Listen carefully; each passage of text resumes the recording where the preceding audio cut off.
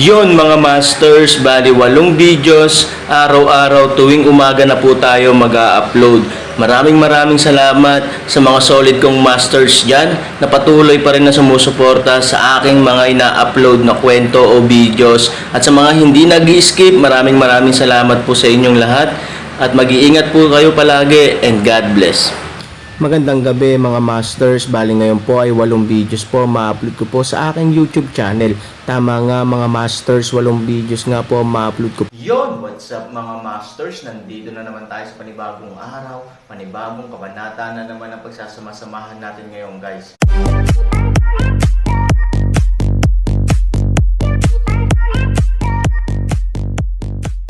Bali mga masters, kung bago ka pa lang po sa aking YouTube channel, please click the subscribe button, lalong-lalo na po yung notification bell guys, para maging connected pa rin tayo sa isa't isa at maging updated kayo sa mga susunod ko pang video. Bali mga masters, bago natin umpisahan ng kwento ay mag-shoutout po muna tayo para sa mga solid nating tagapakinig. Maraming salamat sa 5 solid kong masters dyan na hindi nag-i-skip at mga nagko-comment lagi. Ayan, weekly highlights, ayan guys, of your most engaged audience members, including your top commenters. Ayan, maraming salamat kay Master Danilo Wamar, Master Eric Capio, Master J. Elacas, Master Buhay Tribe, at kay Master Genggeng Sangan. Sila yung may highlights ngayong week. Kaya sa iba kong masters dyan na gustong mapabilang sa community spotlight, weekly highlights, ay pwede po, ay wag po kayong mag-skip mga masters. Malay nyo po, mapabilang po kayo next week dito sa ating 5 solid na mga masters na talagang hindi sila nag-i-skip guys. Bali mga masters, isang linggo ko po itong ilalagay o i-attach sa aking mga video itong 5 masters natin na solid talaga ngayong linggo. Maraming salamat po sa inyo and God bless. Yun na nga mga masters, no? Bali hindi na ito patagalin. In 3, 2, 1, let's go!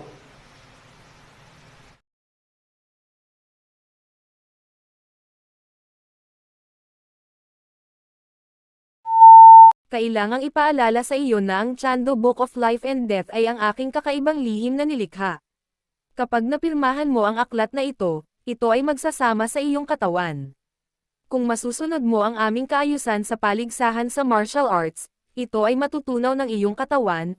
Syempre, kung mayroon kang 2 puso, ito ay parusahan. Hindi mo kailangang magmadali sa pagtanggi o pagsang-ayon.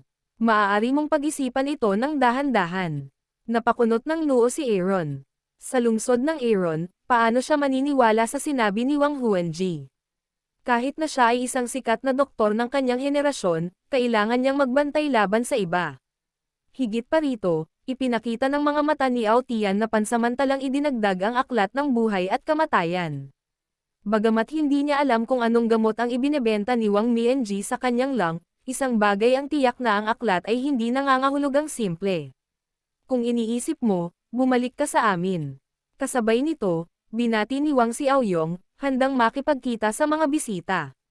Pagkaalis ni Aaron, tumingin si Ao Tian kay Wang Wanzi nang may matinding pag-aalinlangan at sinabing, Kuya Wang, ito na. Ang pagnanais ni Wang Huan para sa mga salita ay hindi sapat. Siya lang sa mundo ang makakalutas ng lason ng Duanggu Suhansan, pero dahil din sa ginawa niya ang bagay na matagal nang nawala. Gayunpaman, siya lamang ang nakakaalam kung kanino siya nagbigay ng ipinagbabawal na gamot sa kanyang likuran. Kaya naman, nang dumating si Han Sanchen para humingi ng detoxification, medyo natarante siya at nagulat. Sa katunayan, hinala niya na ang misteryosong lalaki kanina ay si Aaron, ang manugang at asawa ni Fu Yao.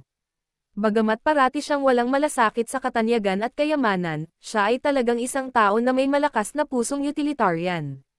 Sa ibabaw, bagamat siya ay isang neutral na tao, sa likod niya, siya ay nakipagsabuatan sa 3 pamilya sa mahabang panahon, lalo na sa walang hanggang dagat at pagtulong sa pamilya. Laging tahimik na magbibigay ng tulong si Wang, at ang putol na buto na humahabol sa pulbos ng kaluluwa ang gusto ng pinuno ng pamilya. At kung sino ang kinakaharap niya, natural niyang alam.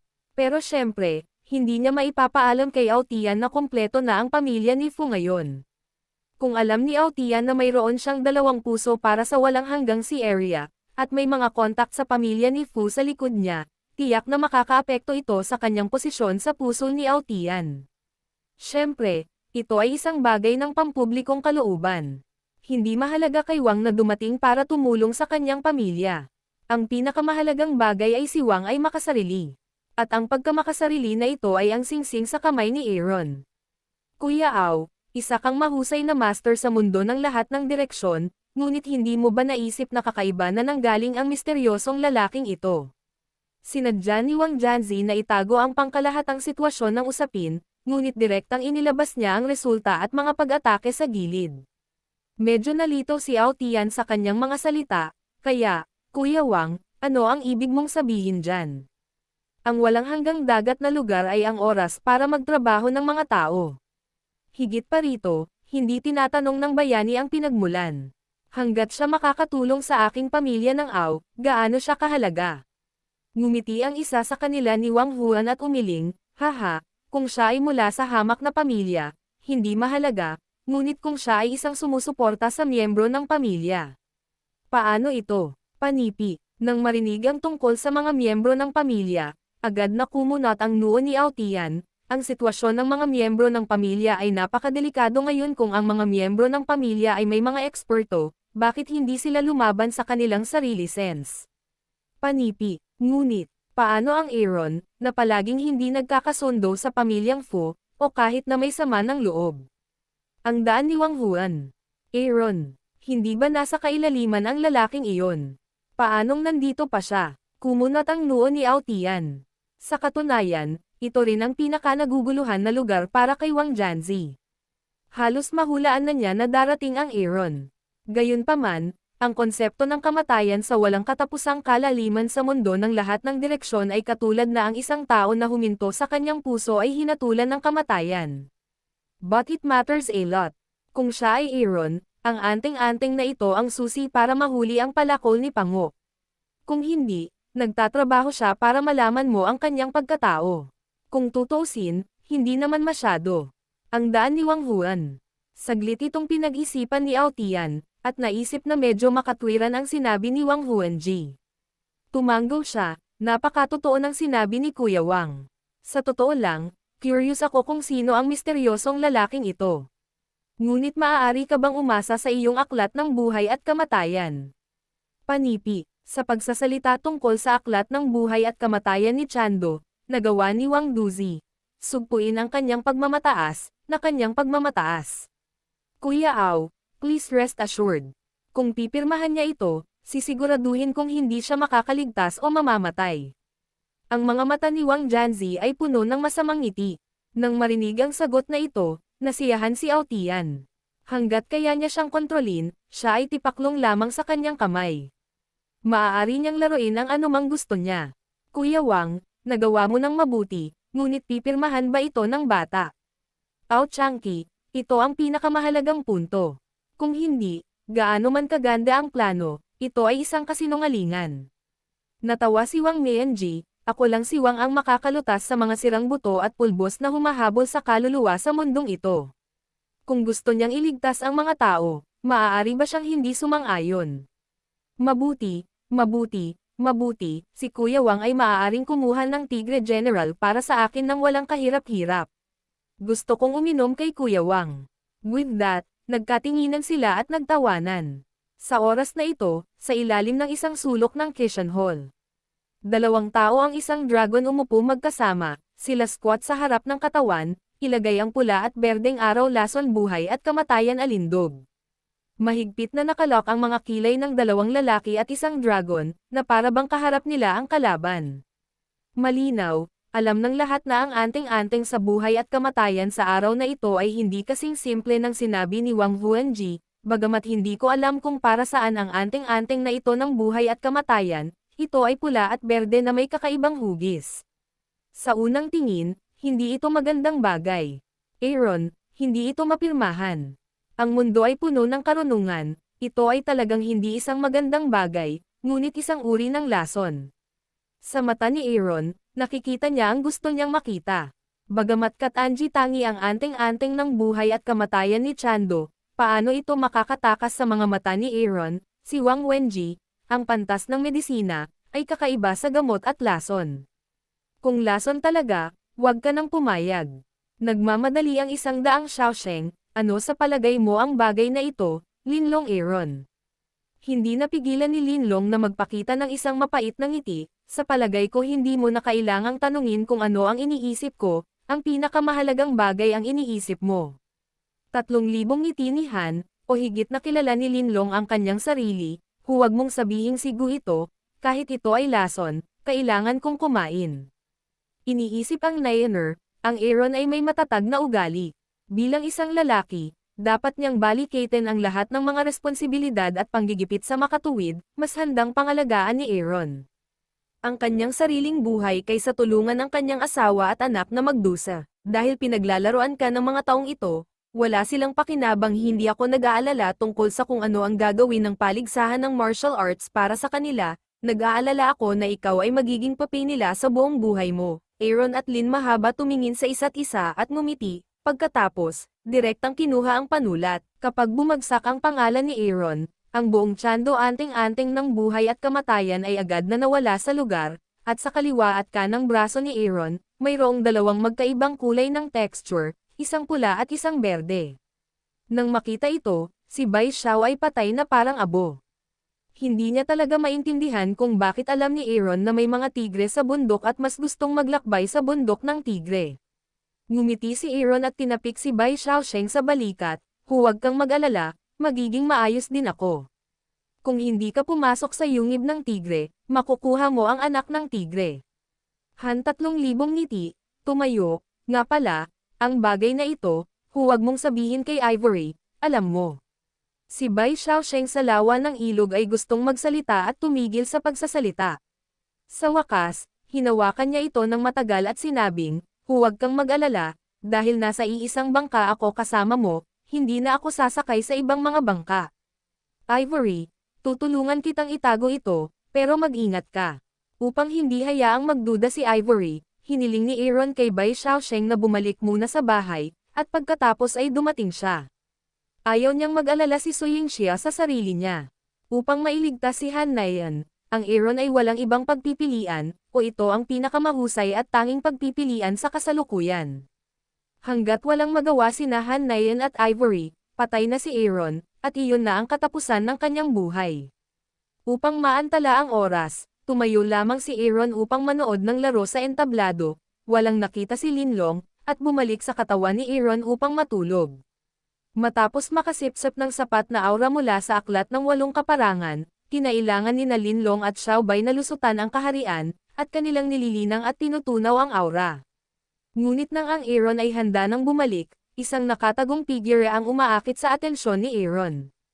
Sa oras na ito, si Ye Guocheng ay may hawak na isang pamilyar na puting figure at naglalakad hanggang sa hiwalay na lugar ng walang hanggang dagat. Ang Aaron ay hindi gustong harapin ang pagkawasak ni Ye Guocheng, ngunit ang estado ni Qin Shuang ay malinaw na mali. Ang kanyang intuition ay nagsasabi sa Aaron na maaaring may nangyari. Biglang sumimangot si Aaron, tapos, nag-flash yung figure, nag-follow up. Hindi dinadala ni Ye Guocheng si Qin Shuang sa atik ng langit at lupa. Sa halip, kumatok siya sa pinto ng isang maliit na silid sa tabi niya. Ilang sandali pa, marahang bumukas ang pinto, at lumitaw ang figure ni Ao Jun. Pagkatapos tumawa at bumulong-bulong kay Ye Guocheng, binigyan niya si Ye Guocheng ng isang pakete ng mga bagay. Pagkatapos ay dinala niya si Qin Shuang na nakoma at bumalik sa silid. Ipinilig ni Ye Guocheng ang mga bagay sa kanyang kamay, ngumiti at tumalikod para umalis. Sa silid, nang ibalik ni Ao Jun si Qin Shuang sa kama, ang kamalayan ni Qin Shuang ay lumabo, ngunit ang mukha ni Roxanne ay halatang napalunok ng laway si Ao Jun. Napakagandang babae, matagal na niya itong iniisip, ngayon, sa wakas nakuha na niya ang gusto niya. Hinaplos ang kanyang kamay, nagpakita si Ao Jun ng malaswang ngiti, at isang gutom na lobo ang sumunggab kay Qin Shuang.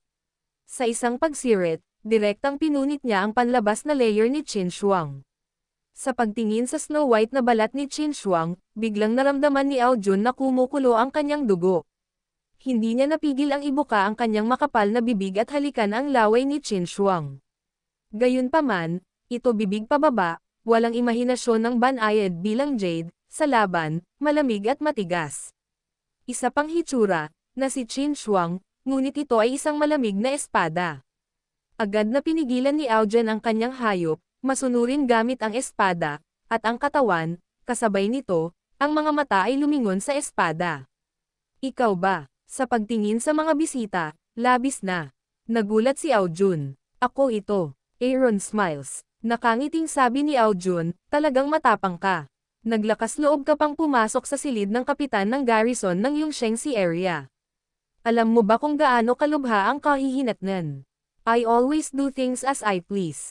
Ano ang mga kahihinatnan? It's none of my business. Aaron gave a cold smile.